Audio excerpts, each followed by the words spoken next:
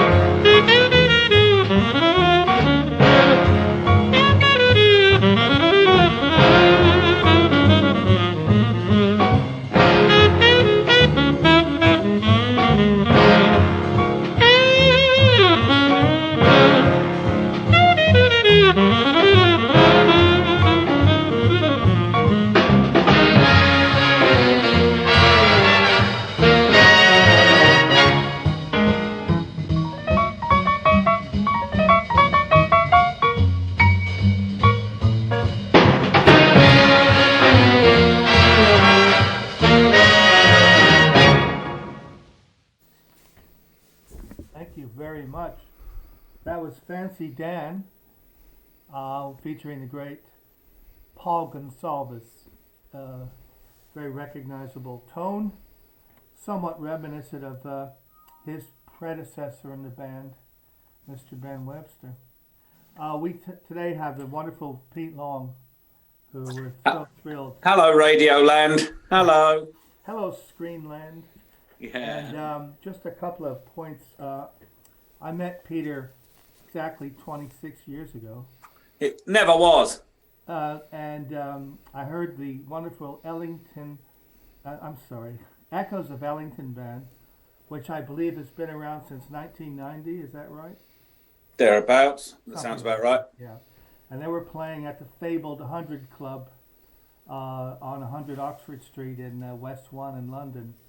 And what a great show it was. And Peter was very kind to me. He had me come and look at his music to the musical show Oliver on the Dominion Theatre, I think. Anyway, it doesn't matter.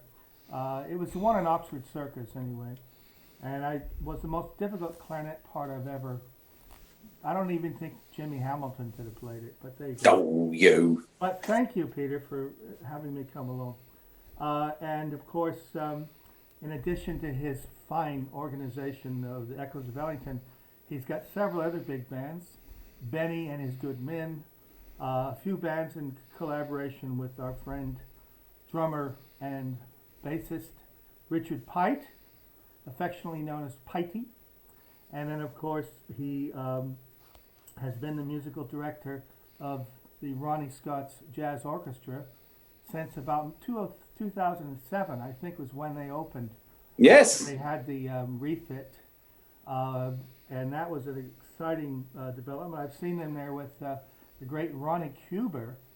And just Yeah, it was a funny afternoon out. Anecdote, they opened the set on a Sunday night with the theme song from the two Ronnies. Yes. Arranged by Pete probably at the last minute for big band. So Yeah, the two Ronnies. Yeah, that was the day Mike Brecker died. It was because Ronnie That told day. us on the microphone. Goodness. We're all very, very. Also, the same day as Coltrane's widow, Alice Coltrane, died. So, without going into any more, I just want to thank Pete for coming along, and he and Anthony Pepper have chosen several great tracks. And if we have a chance, we'll talk a little bit about the Jazz Planet CD, which I haven't had a copy of. Yeah, oh yes. Well, Christmas is just around the corner now, Yes, so that's order right. up. And I happen to review that fine CD, and I also want to talk about maybe an unusual CD that features a great Ben Webster composition called Love's Away, which is on this saxophone section album with Gary Smullian, who I'm sure Pete knows of. Oh my word, yeah. It's all Ellington pieces, but arranged for a sax section. Wow, what else can I say? Peter Long. Pete Long. arranged, rewrote music of Gustav Holst's The Planets, and just that feat and recording alone stand high in what he's accomplished in the last 30 years. When he was age 10, he started playing and recording, of course. So he's only 40 now, which is great news. For Yeah. the rest of us. So thank you, Peter. Please Bodes well, doesn't it, for the rest of the tell us a century? little bit about what you'd like to share with us today. Oh my word! Well, my pet. I think. Oh blimey! I think if you ask any big fan of Duke Ellington, most of us have a favourite patch. Some guys like the Cotton Club, some guys like the 60s, some people really like the Sweets. But the bit that really rings all my bells tends to be from the Carnegie Hall concerts till about 1951. So Fancy Dan, I mean, obviously I love it all. Let's not miss about. But if you've got like your big swathe of albums and you go, oh, yeah, I will invariably go to one from that era, unless I'm feeling specifically in the mood for example, Mount Harissa or something like that, or the Moosh. The Mooch, yes, I was just thinking. But I tend to stick to the 40s. What I love about the stuff from the 40s is that Ellington's band was doing what most of the big bands did, and it was reflecting the fact that jazz music was changing. It was actually molecularly changing after the rhythmic and melodic input of Dizzy Gillespie, mainly, and Charlie Parker, and then the other guys, Monk and Kenny Clark. And it's interesting to see how that impacted into Ellington's thing, because what I really love about Ellington is by the time you get to the 60s, he's still playing a body of work that is recognizable as coming from the same brain as the stuff from the 20s, but it's gone all 1960s. He has and hasn't moved with his times simultaneously, which is one of the things that's so great about Duke Ellington. And in the 40s, it's really marked because you get bebop in Ellington's band of the late 40s, but it's only because he's hired it in. There was him with his sensibilities as a composer and as a musician. Strayhorn, of course, who, whilst not being a bebopper, with his advanced assimilation of Stravinsky's orchestral techniques into the milieu of the jazz orchestra, was doing something very different, which was congruent but not the same as bebop. If you compare, I don't know, a strong composition of Johnny Come Lately, for example, with Cool Breeze by Tad Dameron, they're from about at the same time, and there's a lot of connections, but they're not the same. I've run out of stuff. That I was doing ever so well there for a bit. Oh, well, I? anyway, there we are. So the 40s into the good learned guff. Yes. But, I love it because it's all on the thing. So I think Ellington kind of hired bebop in. By the 50s, of course, you got Gonsalves in there, Clark Terry, Jimmy Hamilton, who gets bebop through the 40s. You get something like Air Conditioned Jungle, and it's sure. It's I mean that's an incredible piece of music because it's not bebop, but it's not anything that came before it either. It's kind of, and that's why it's so interesting. And it's brightly coloured, and because Duke Ellington's in charge, who was a genius and the best editor jazz has ever seen, it communicates, and it tends to communicate with me very loudly. That's my thing. Right. Well, the only thing I would jump in on was the composition Rain Check, which I think was obviously Strayhorn, about 1942. I could be wrong about that. Yeah, thereabouts. Which was kind of pre the epitome of bebop, if you like.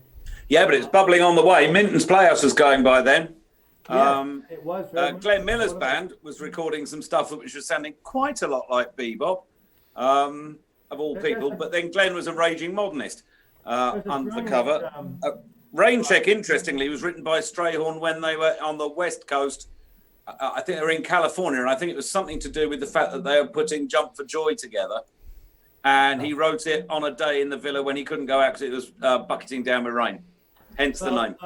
Adrian Fry kindly orchestrated that for my nonette for a couple of different Strayhorn productions we did as part of the London Jazz Festival, and I was the lucky one who got to play the lead clarinet part, which is, in my estimations, a very beboppy type of style of writing.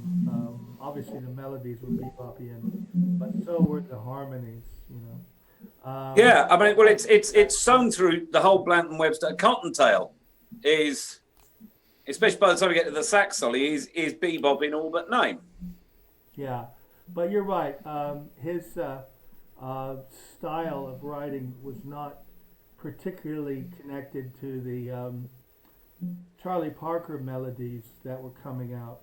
No. Many of which were based on standard tunes, like Cherokee. No, he never did a head on black, brown, and beige, did he, Bird? He'd never get through it. But yeah, thank you very much. That's really good to know. Your leanings tend to be in the sort of mid 40s to the late 40s. And yeah, I mean, obviously, I love the Blanton Webster thing, but I just like it.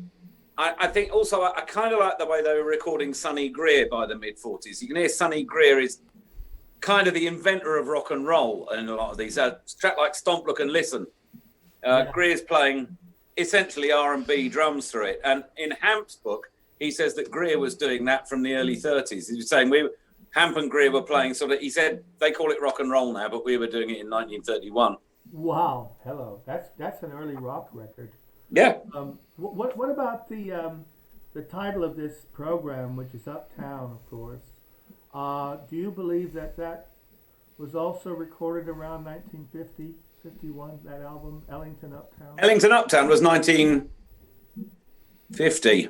It's got the Betty Roget train and the, what was it? The big suite on it, hasn't it? It's got a big ponderous suite where he's taking the piss out of Stan Kenton. Not Tone Parallel to Harlem. That's on it as well, but there's another thing. Okay. It's A Train and then a lot of other stuff and a nice version of the Moosh. Yes. And the constant rewriting and modernizing of his 1920s pieces. Another example of which, of course, is the Rockin' in Rhythm, which wasn't that modernized over the... At 1943. Okay. You can hear, if you compare the V-disc recording with Dizzy playing lead trumpet to the one at the Crystal Ballroom, you can hear they're actually different charts, because up until about 1940, I think they were playing the same one that he wrote for the three sax lineup. I think, this is me talking pub talk, this could be rubbish. But of course they got five saxes on, and it needed to be codified. The head arrangement needed to be, and but I do know because I've got the score for that, and by the names on the score, you can see it's 41, 42. Do you mean the controversial suite? I think I might mean the controversial suite. Yes, I love the title of the first part of that. Before My Time, which I think is yes, that's fantastic. it. And then the other one's called Later. And Later. And yes, yeah. I remember I printed out the parts. Tony Faulkner gave us the transcription of that for the Michael Garrick Orchestra to play. And not all the band loved it equally, but Michael liked it a lot. No, I mean, that is a heavy slab of Ellington to digest, isn't it? That particular one. You know, that's not beginners. That's not A-Train. No, so Before My Time has Tiger Rag in it, doesn't it, as well as other things happening. And then Later is all about the time thing. As you say, there's sort of probably a bit of a take-off on Stan Kenton, yes. Yeah, I think that's the thing, because he always had a kind of ironic soft spot for Kenton. There's that live gig, isn't there, where he says, and here we have the Maharaja of good taste himself, Stan Kenton. Well, he recorded Kenton piece, I'm sure, on the do you remember the Great Big Bands album on the Reprise? Or whatever it's called. We come up with different names for that every time we mention. It was all big band classics. Of course, he did some Lunsford on there, and you know, lots of the great Jimmy Dorsey song he did. And he also recorded, I think, one Kenton number, if you remember, in a very Kentonian style. And of course, the classic track on that album for me is, if you like, Benny Goodman's Goodbye, which features the most magnificent Johnny Hodges in history, you know. Oh, I don't know that one. I must listen to that. And I think that would be fabulous. Arpeggiated Hamiltonian Hamilton lines. Can we get that on next? Can we have that now? Yeah, as a jazz show. I've got a CD of it at home, but if you want, Anthony, you could probably find that, couldn't you? Yeah, well, can we get that up now? Track. Anthony, I sent you that track. It's in your collection. It's in my collection. We know how to put on a riveting show here. Yes, it's good stuff. Can we get the track? Hang on for the big erotic finale, folks. And we can listen to monologue now. I think Mike, our chairman Mike, might be back later for that. So yes, hang on a second. So Goodbye. Hang on. Let's have a quick look here, because I'm on a different computer than when we were doing it back then. So hang on. Let's see. Really? What a great. You know, Gordon Jenkins, he wrote some lovely songs, didn't he? You know, good old Gordy. Yeah. I hear somebody practicing the conga drums. No? I hear some drums in the background. Really? Do you have a neighbor who plays African percussion? No. No, there is definitely something going on there. Something's beating backwards and forwards. No, I'm here on my own, just me and my plastic aeroplanes. Yeah. Okay. Well. Hey, we got yeah. There we go. That's Goodbye. Let's have that then. Well, goodbye, but we'll be back in a moment.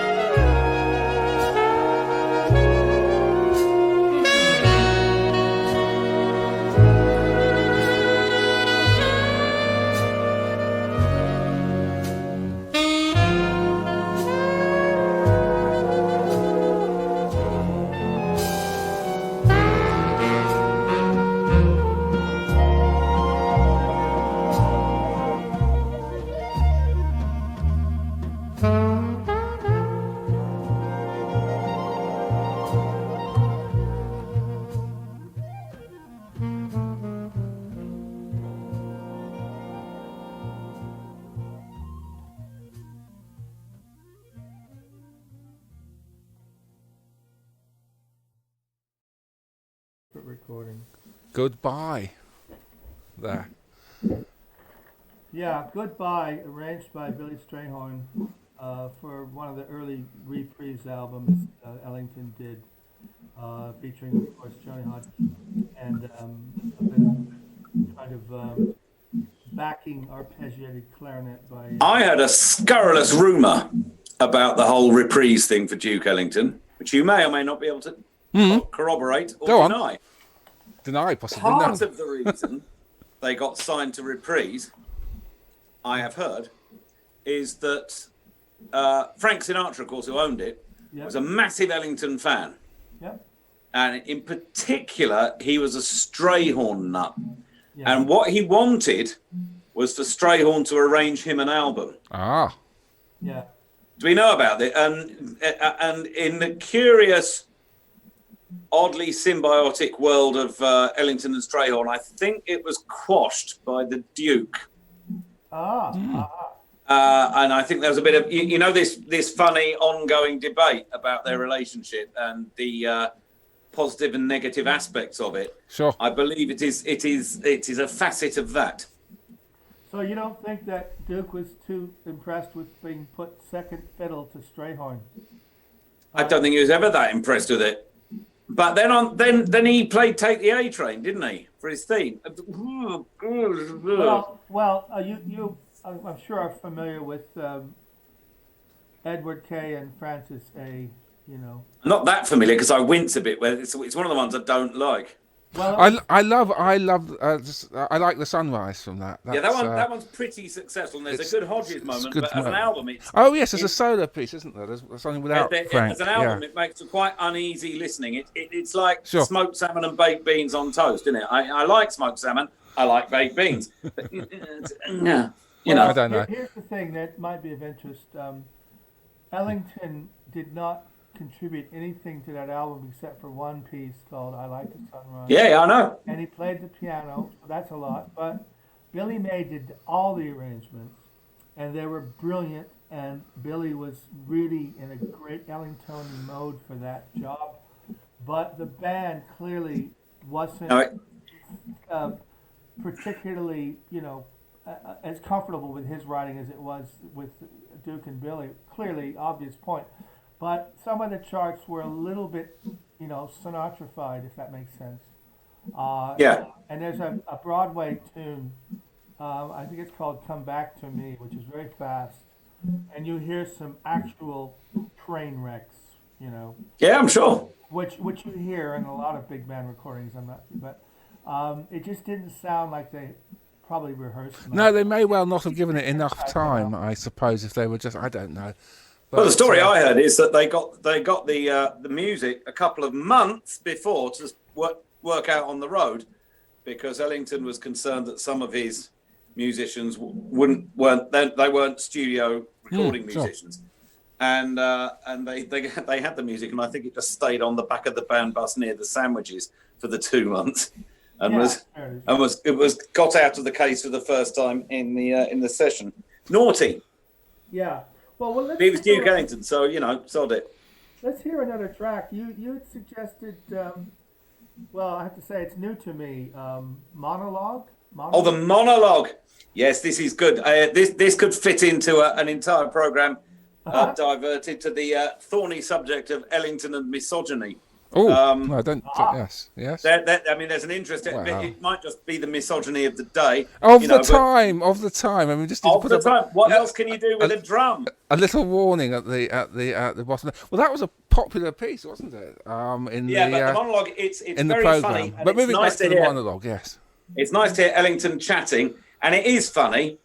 And it was written by Jimmy Hamilton, the clarinet player. The music was written. God alone knows how this evolved. Imagine Ellington coming to I know what, lads. I want to do a funny poem. Anybody who fancies writing some music for it? I'd love to know how this came about. It didn't congeal like Stompy Jones out of nothing. That's the primordial jazz soup. Somebody thought this up. It was funny. Let's hear it. Yeah, let's. Oh, okay. And now, monologue. Oh, there it is. Monologue is a tiny bit of interpretive music played by our Music in the Foreground trio, Jimmy Hamilton, Russell Procope, and Harry Connie. They, through the medium of their clarinets, tell a very true-to-life story, one that we see reenacted every day in real life, a little thing that happens to some of our best friends, gets dangerously close to home at times. I'm sure everyone knows someone who has participated in this type of episode. It's called Pretty and the Wolf. Once upon a time, there came to the city a pretty little girl. A little country, but pretty. A little ragged, but a pretty little girl. There she met a man, a city man, smooth, handsome, successful, cool, well-mannered type man. And since she was pretty, he saw fit to give her an audience, so he talked to her for quite a while. Naturally, she wanted to get somewhere. He was already somewhere. He was standing on the corner, twirling his diamond-studded gold chain around his finger, and as he enumerated the various conditions and ways for her to get somewhere, we could hear her saying, "Yes, Daddy. Yes, Daddy. Yes, Daddy." And so agreed, they danced.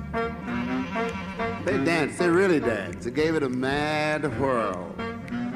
The maddest. Their hearts danced. They virtually spun each other around. And as they came out of their spin, or rather, as she came out of her spin, because I think he got caught in his. As a matter of fact, he's still in his spin. Obviously, he likes it because, as she is, standing on the corner, twirling the diamond-studded gold chain around her finger. And as she enumerates the various conditions and ways for him to get somewhere, we can hear him saying, "Yes, baby. Yes, baby. Yes, baby."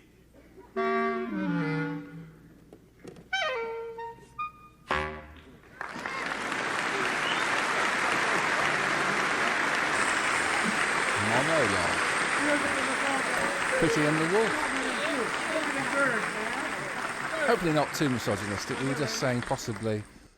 No, but it bit girl showed power. Ellington was a man of his time with contemporary attitudes to things like that. You can't have anything but contemporary attitude. We can have past Well, attitudes. I Ellington's guess. attitude to women. Here's a great story for you, told to me by Willie Garnett. Those of you out there in radio land who don't know who Willie Garnett is, he is a pillar of the London jazz saxophone community and has been since the 1960s.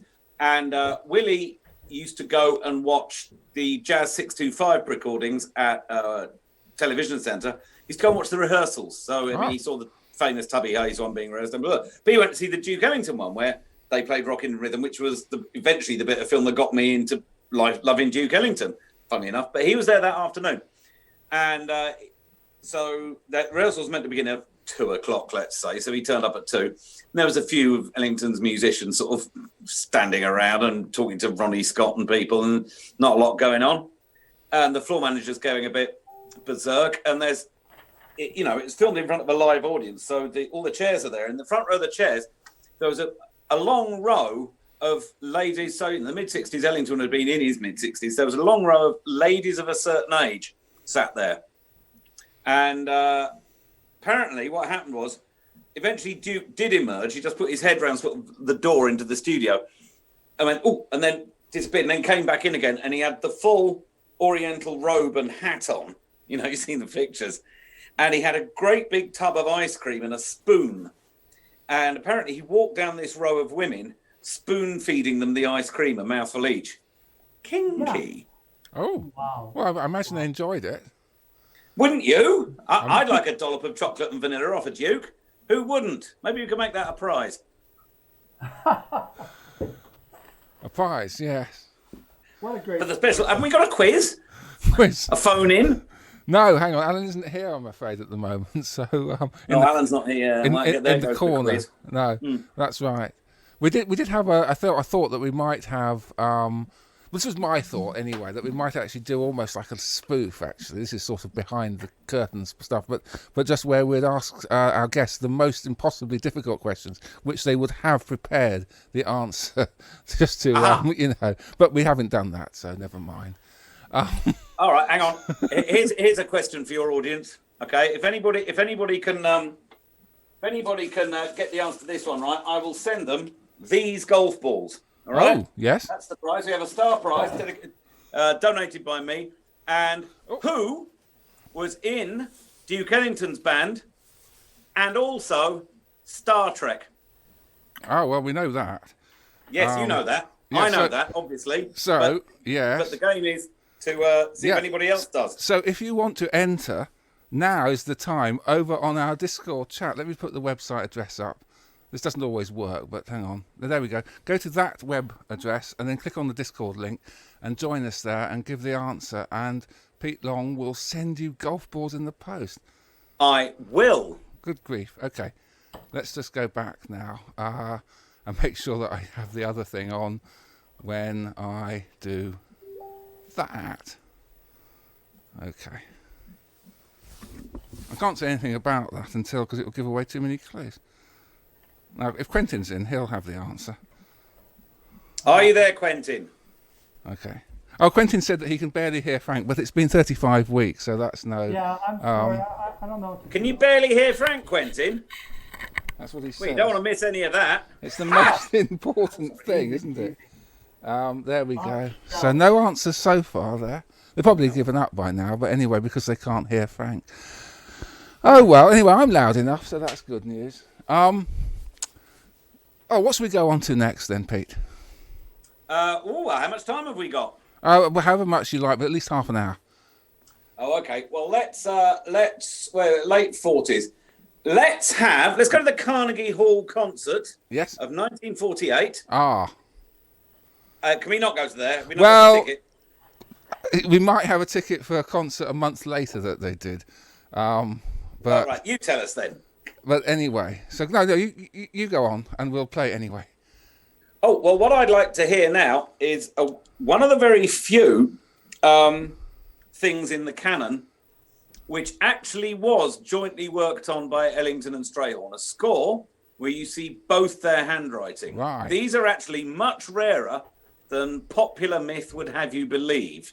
The stuff they played, I think we all know, was written by one or the other one. Very few are written by both. Bluetopia is something they both wrote, which they opened up the 1944 Carnegie Hall concert in. And this is another one. I've seen a copy of the signature score, and both their writing is on it. Right. Okay. And it's a reworking of Take the A Train, and it's called the Manhattan Mural. Or murals? Mural. Oh, is it a plural mural? It is. Easy to say. Okay, Manhattan Murals, and it's a view around New York. So there's the Spanish Quarter and the Church Quarter and all this stuff, and the bustling bit of Broadway. And Ellington, in his rather charming way, would say, and all seen from the A Train. I mean, great showbiz. Which is, of course, Great. an underground train, but yes. I know, but it's like it can't be underground the whole way. I mean, does it come out at Pinner or somewhere? Probably. I'm sure it's above the ground somewhere. Yes. You know. So here we go. But it's a lovely So out of your metaphorical X-ray mind's eye, out of the A Train. That's right. I fear I might, I'm not absolutely certain, have just grabbed out of the ether here the version from Cornell University. But anyway, Great. never mind. That's just as great. Slightly nicer recorded. It was the same gig, wasn't it? Right. Okay, that's not playing for some reason. Right. Let's move on to another track while I sort out that technicality. Well, here's the prize once again, folks. Yeah, so we're looking for distraction. we're looking for a member of the Duke Ellington Orchestra who was also in Star Trek, and there can't be very many of those. So come on, guys and gals. Yep. Possibly gals, probably mainly guys, but yeah. It wasn't Cat Anderson. We'll start you there. We'll give you some clues. It wasn't Britt Woodman. No, Cat Anderson. He narrowly missed the. He almost got cast as Spock in the pilot, I think, but he did miss it out in the end. It didn't happen. Didn't he? Yeah, no, he didn't go for it. He didn't go for it. So there we go. Listen, okay, I am just trying to work out what's gone wrong with this. What, with the world? Ah! It's got broad documentary. Well, that's actually working out what's gone wrong with the world. We don't have the time for that. I'm so sorry. But we do have... Yeah. Let's have a listen. Now back to our grand band and our grand man, Duke Ellington. Super idea.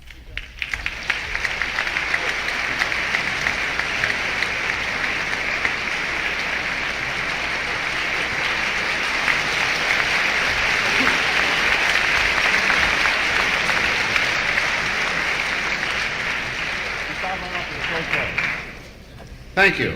And now Manhattan Murals. Manhattan Murals is not a new tune. It's sort of a takeoff on an old tune. It's what we do is to try to interpret from the perspective of the writer, A Train. So we take A Train and try to give you various Manhattan scenes, starting from up at Washington Heights, 207th Street, and right down through the island. Manhattan Murals.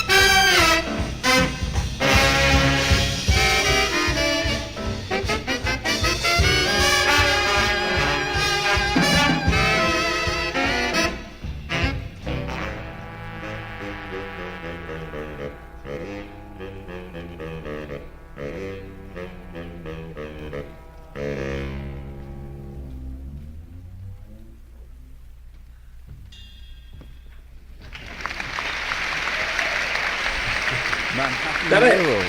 Yes, that's it. Great, isn't it? Super stuff we were just saying. Thank you. That's where the A train leaves Manhattan, goes under the East River, and on to Brooklyn. Thanks, Duke.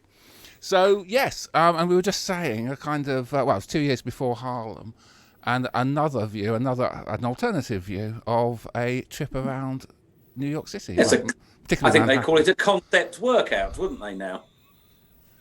And Concept workout. And one that Duke shared with Strayhorn, although Harlem is only Duke. Yes. So we have an answer to the quiz, but he had to look it up, so it doesn't totally count. But if Charlie sends somebody a message or something, then you'll get half a golf ball. Okay, so who's the winner then? Who is it? Charlie Dyson, do you know Charlie? Probably. He's our. Is he a regular at Hammersmith Clinic? I don't know. He's not a regular at any of the various golf courses in London, I believe. More fool him. He hangs out up in somewhere in Oxford. somewhere. Oxford. Nice. Oxford. Yeah, it's not. And his winning answer was what, pray? It's not. Oh well, that's another thing. Of course, there maybe. I don't know. So he's got Nichelle Nichols here. That's exactly correct. Nichelle Nichols, Yeah. a trailblazing woman, the first female actor who was black to be portrayed in either film or TV as not a servant. She was the first black role of a professional in history. Oh, so that was good. But before that, That's in the early extraordinary. 50s, she was Ellington's dancer and singer. Yes, that's extraordinary though, really, because I mean, And her name in the show was Uhuru. Yes, that's right. No, Uhuru. Uhuru. Yes. It was a word. which means what? What does it mean? It was- Uhuru, it means. Yes. What does it mean? I'm going to try to tell you. Okay. It Stay was out there, about, viewers. one of those kind of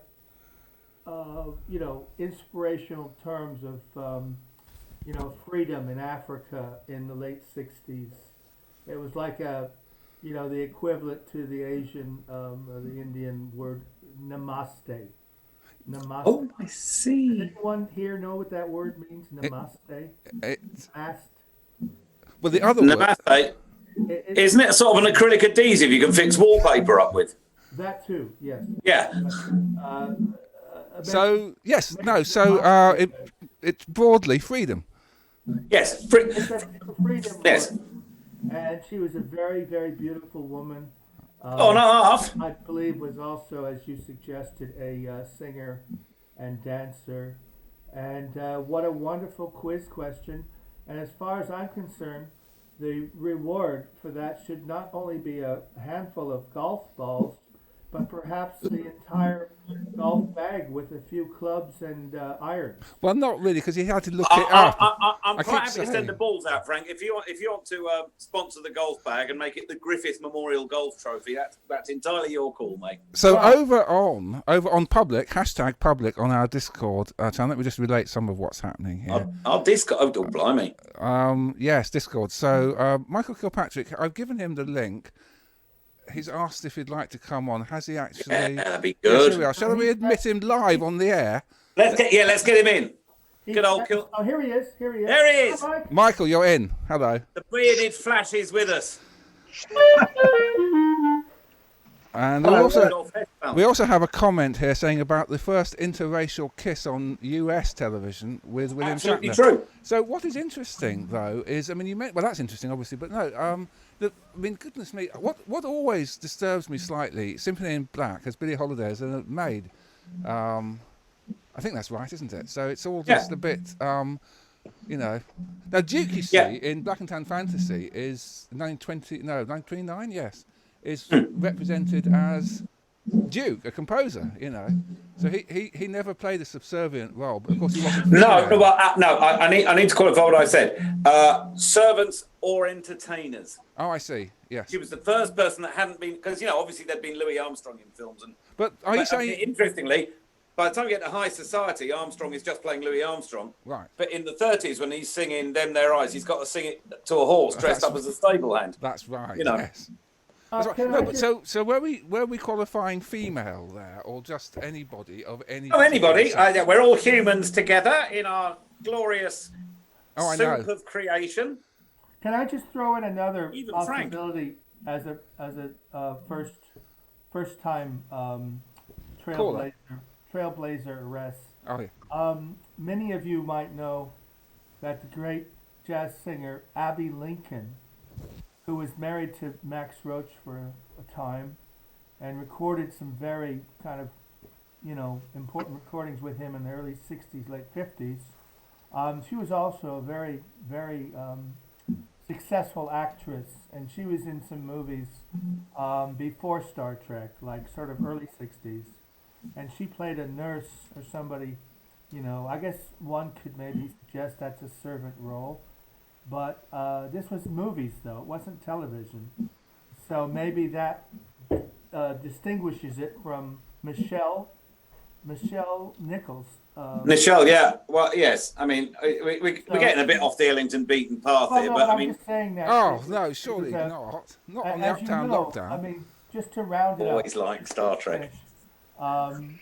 The movie Guess Who's Coming to Dinner was also Yes, Frank. innovative in that respect.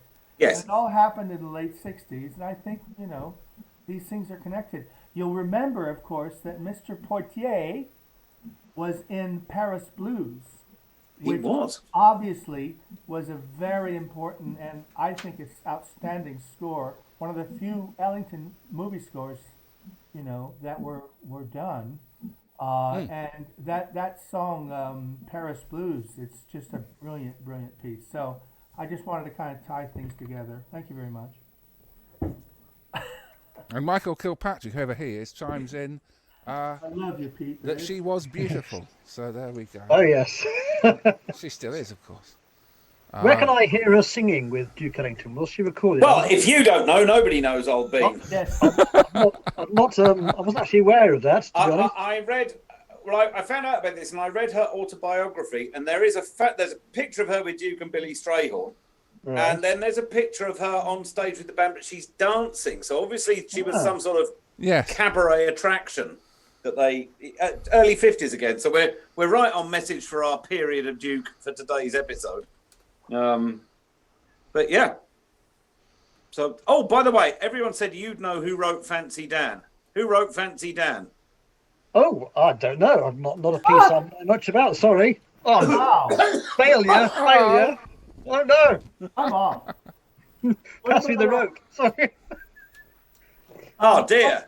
Oh, by the way, Pete, you were just mentioning earlier, just when I logged on a few minutes into the show, about the things that were written both by Strayhorn and Ellington. There's not many, are there? Were you referring to the two hands on the same piece of paper, or just pieces which had bits of Strayhorn and bits of Ellington? Two hands on the same piece of paper. Ah, okay, right. No, more generally, there are plenty of things which have contributions from both. But yes, Sepia Panorama, for example. yeah. But no, that's actually, the nuts and bolts is being done up by both of them. Yeah. Much rarer. Oh, I have to try and look out for those. That's a special subcategory, that is, isn't I was it? just about to say that it looks to me as if Duke Ellington wrote 4 bars of "Take the A Train." I've got the original version. I've got a So is that one-page- we're coming up to the 80th anniversary of that. Is that the January version versus the February version? I'm talking about just the 4-bit where it goes, the brass section going da da ba da da. So no, then. In the interlude between the first chorus and the trumpet thing, there's 4 bars of music in Duke Ellington's hand for that section. Because that crops up, doesn't it, on later versions? That thing, the Cat Anderson version in about 1947. That's got that in. Do you mean da da da da da da da dee? No, not that bit. Not that thing. That bit. No, there's the 4 bars of muted brass between the first chorus and the second chorus. Da da ba da dum. Yes, there is. You're right. Da ba da bum. Just that bit. And I'm just saying, there's 4 bars in Duke Ellington's hand. Well, that's very strange, isn't it? Because that score, right? I mean, okay, folks, he's going to get quite strong now. We're about to get really, really boring. So get comfy. Well, I guess I joined in there. That chart to me, must have been written before Ben Webster joined. So it's from about 38, 39. Well, Because, yes, yeah. as you know, the backings are in 4 parts, not 5. And there's no reason for them to be in 4 parts instead of 5. Hello, hello, hello. What's Has he that? got the... What's that? There... Oh. Oh, there she is. Yes. Yeah. Yeah, I wondered what that was for a second. I didn't realise it was that sort of a show. Sorry, I keep knocking the So microphone. it's, and then if the mythology is true about Strayhorn taking it out of the waste paper basket at Mercer Ellington's behest, makes you wonder, doesn't it? Ah, How that got there. yeah. Yeah. Well, while we think about that further, let's hear some more music. Oh, crikey, yes, it's a music show, isn't it? I just thought it was fellas hanging. Where I'm not is- spoken to anybody. Where Wait. is Frank? Where Never is mind. Frank? I That's don't another know. question. I That's think he another might have gone quiz off to question. inspect his wallet. No, okay. So hey, let's just close that down, and then we can play some more. Yeah. So what should we hear? Shall we hear something else? Shall we hear the Clothed Woman? Oh, the Clothed Woman. Oh, yes. Yeah, are we doing the Carnegie Hall version or the studio one? Carnegie Hall, Good. I It's got the believe. horns in it. It's nice. I believe. This one's bonkers, folks. This one's not for the infirm. So this was a year earlier, wasn't it? I think. Yes, and perhaps more Ellington misogyny. Who knows? Well, that's another album. So as I said, the Clothed Woman. It's certainly one of the 2 best types. Here we go. Now, where are we? Hang on. There we are. Keep the viewing figures up. Now, Dear, dear. a portrait of the clothed woman.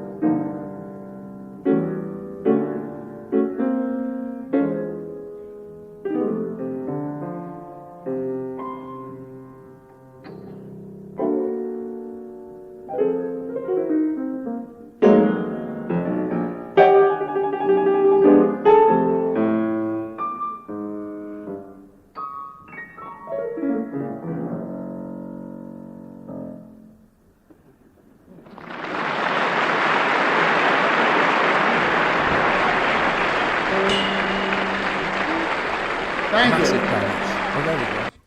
Ah, so here we go. Right, that was Duke Ellington, probably in Carnegie Hall in 1947, and the clothed woman. Michael, you were going to say something about that. Well, I was just mentioning how very difficult it is to transcribe by ear recordings such as that. And I remember that Matt Cooper, that Yes. excellent pianist, gave a talk on some of Ellington's piano techniques when he was at the Amsterdam conference, 2014, I think it was then. And he was using a transcription of the clothed woman by someone whose name I forget. Sorry, I asked her to have a look at that. It's obvious that unfortunately it failed to understand the way in which Ellington approached that piece, because it has these very curious, very quick crushes. And if you see the manuscript, you realise how difficult it is to actually hear a lot of the notes in the studio recording, which is a very resonant acoustic. It's very interesting to see how that's done. And usually there is, of course, a full manuscript of that, because a lot of Ellington's piano pieces, I don't think he wrote much down. No. There's a sketch of meditation. But quite a lot of these things just weren't written down; they're all in his head. And it's quite fascinating to see the original manuscript and have a look at the actual harmonies. He used these curious little percussive crushes. So yes, that's just interesting to expose the pitfalls of trying to record percussive piano music by ear from the recordings. So I'm just wondering, because, obviously there are, differences in recording quality, and obviously pianos are tuned slightly differently in recordings, etc., etc., etc. But the piano is one of those instruments where it ought to be possible to use software to analyse what notes are being played precisely in a piano solo recording. You should be able to actually work all that out without having to actually do it by ear. Just from I think it's on the way. yeah, But, a little bit of a little bit of analysis there. They Should do be exist. possible. I'm not quite sure what their You know. limitations are, really. I don't know. No. yeah, and you'll be relying on computers to make decisions, which is sort of how we Well, ended up like this. it could honestly though. I mean, they could be making the better decisions, couldn't they? I mean, that's the thing. Well, Michael knows all about computers as well as Duke Ellington, Well, so I was I going think to he's say- the perfect man on the forum. I'm not sure if Michael. Michael, are you a programmer, codist, or more of a sort of? I used to do a bit of programming, but I designed microprocessors. Yes, I you're designed little chips in you're my more a hardware person, aren't you? life. Yeah. Just remember, the computers are only as clever as the people who use them. Well, only for the moment. With AI and all this learning and everything, it may be artificial, but it may still look very beautiful, like the fire on the horizon. So where are we now? A couple of years ago. I think Frank's going to Oh, talk hang on! about me. He's put his hand up. A couple of years ago, I'll just do a little introduction here. In a moment, Frank. A couple of years ago, Peter Long here and his Echoes of Ellington Orchestra. Very good they are. Pretty good, yeah. They put together a work in a ducal style, taking the music of Holst's Planets. Yes. Frank, Okay, thank you, finally. I just want to oh share goodness sake! a track from this fine album, Jazz Planets, tribute to Gustav Holst and Duke Ellington, Echoes of Ellington Jazz Orchestra, arranged by Peter Long. It's got one. And first of all, I was lucky enough to be offered a chance to review the CD, which we may quote from a bit later. But the piece we're going to hear is entitled Neptune, which of course is one of the planets.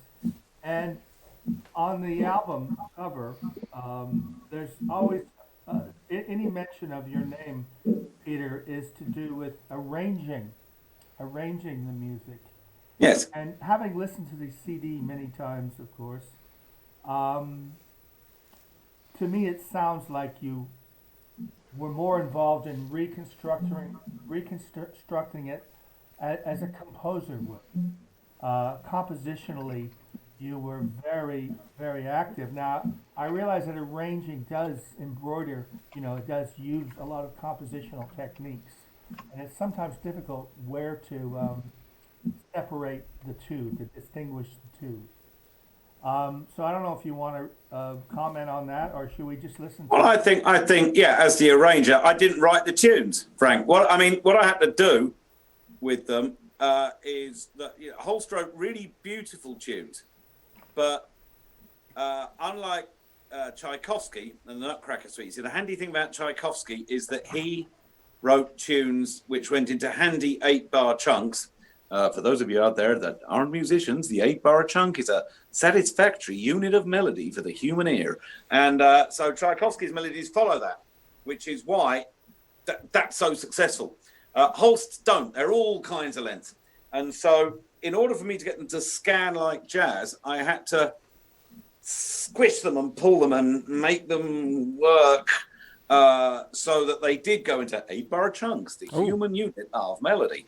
And and then what I did after that is I took them out on blowing gigs with rhythm sections, and I would play them just playing the clarinet or something, and as standard. So I got a feeling of them all as standards, and then I orchestrated them for the big band. And then at the end of it, I used all the stuff I know about Ellington, the Strayhorn methods, and then I went back through them with a fine-tooth comb through the Holst original score and put some more Holsty bits in.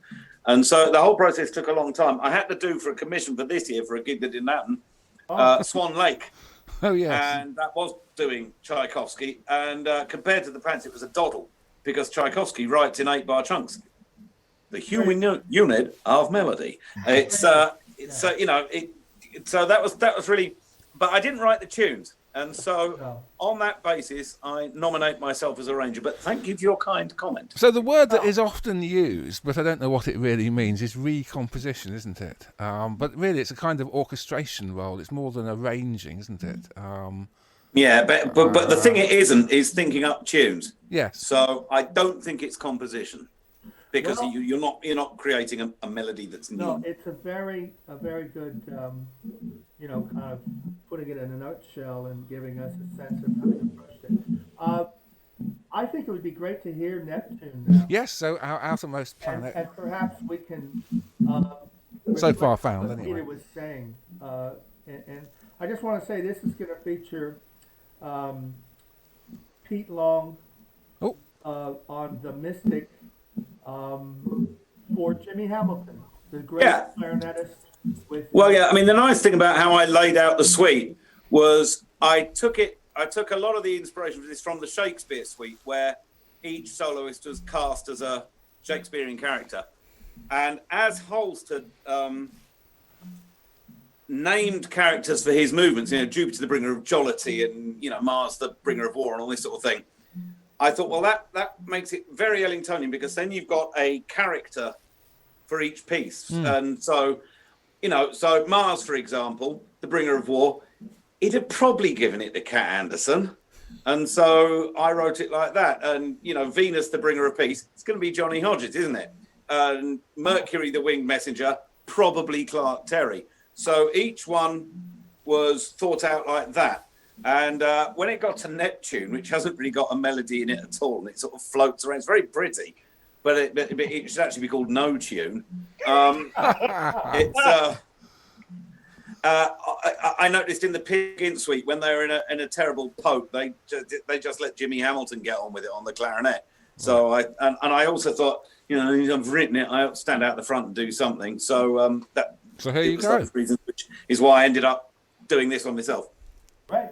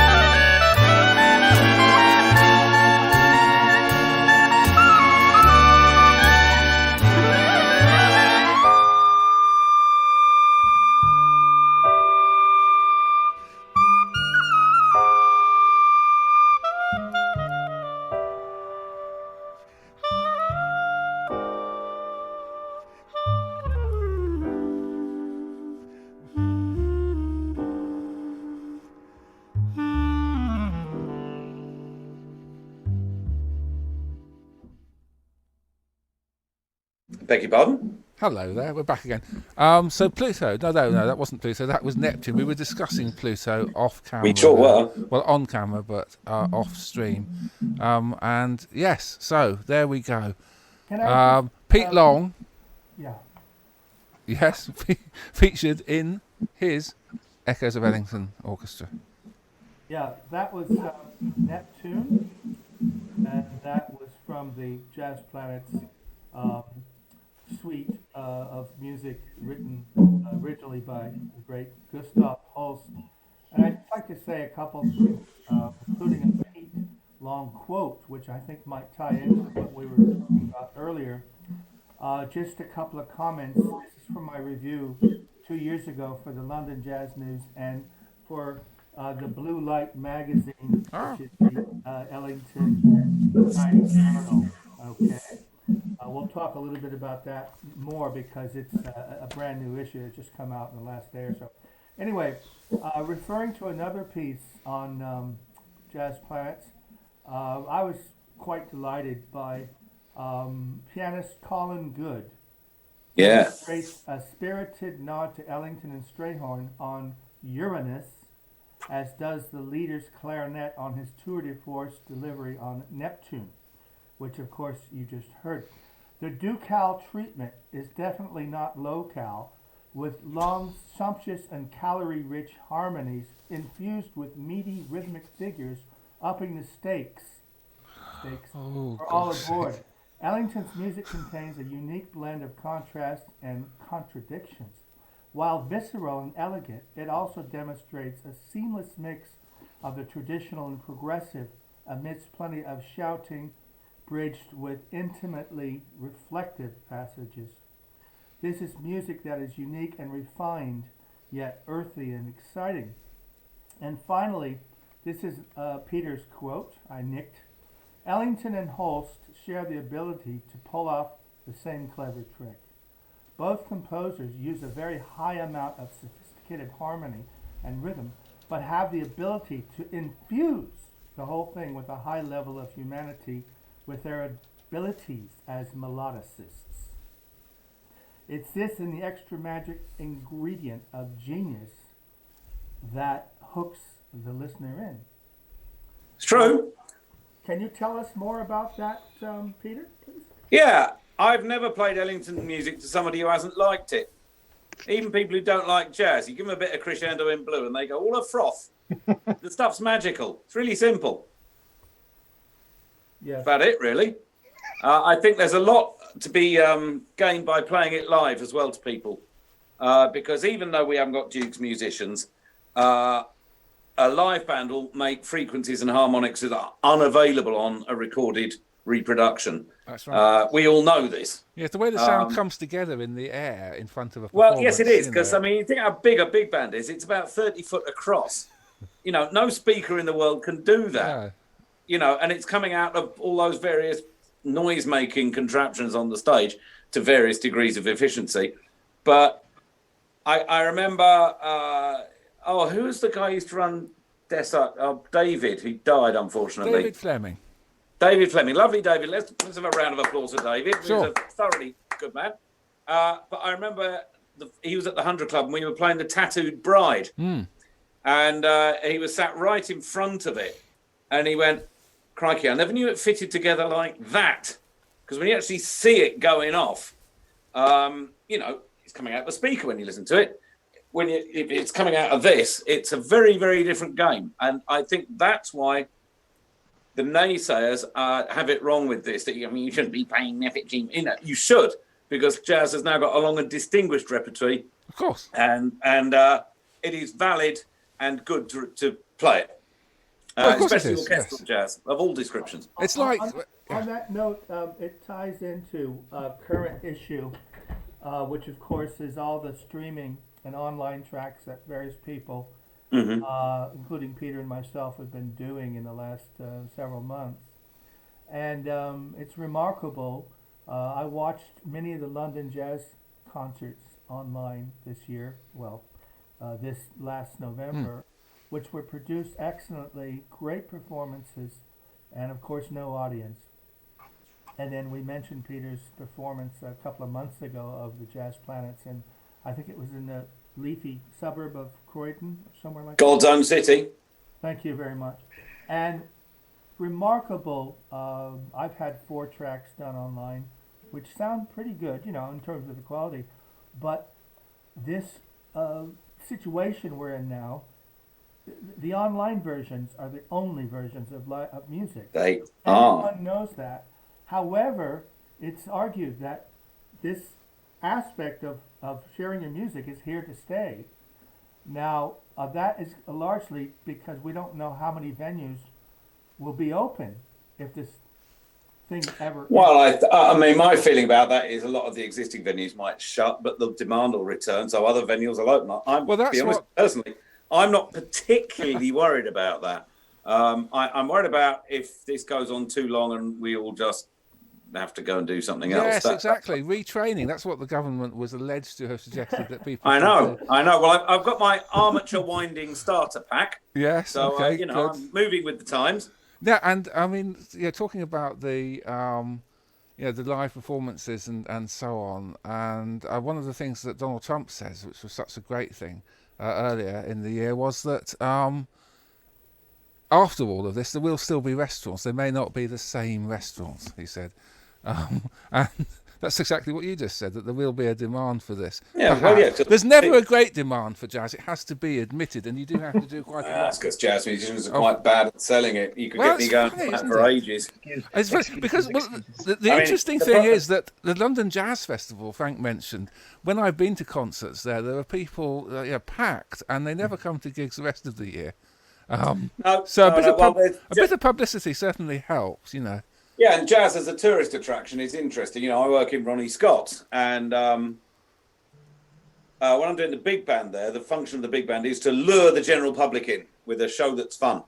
And we're generally packed to the rafters, and I would say 60 to 80% of the audience have never seen jazz before. They go because it's Ronnie Scott's, and often I talk to my audience because I like to know who they are, and often it's we're coming down. It's Dad's 70th birthday. He's always wanted to come to Ronnie Scott's, and it's sort of like that.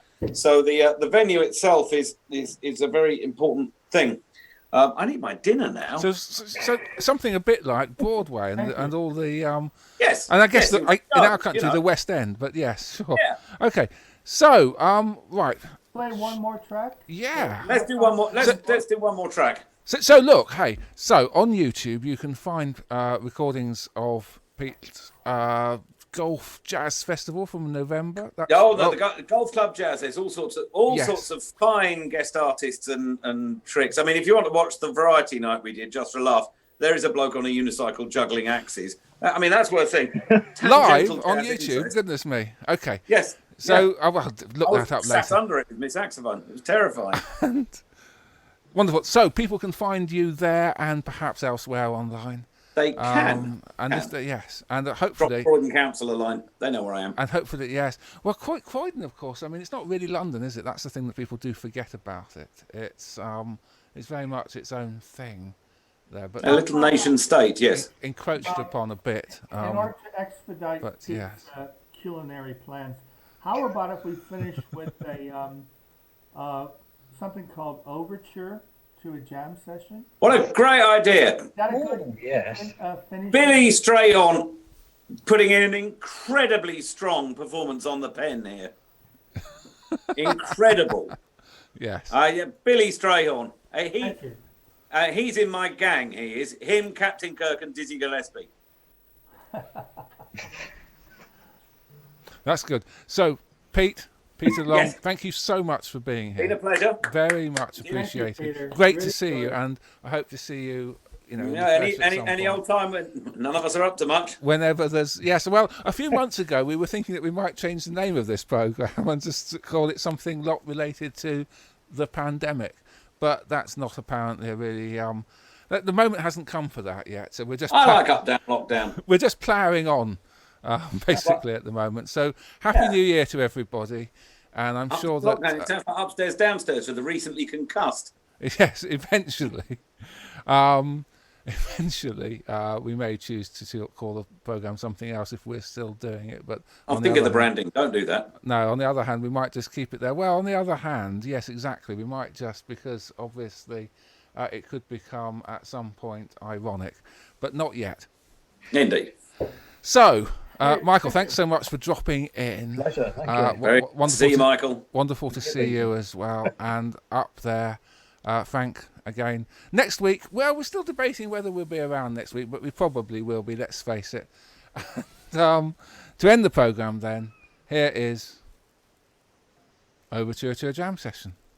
It's a beauty. Beautiful.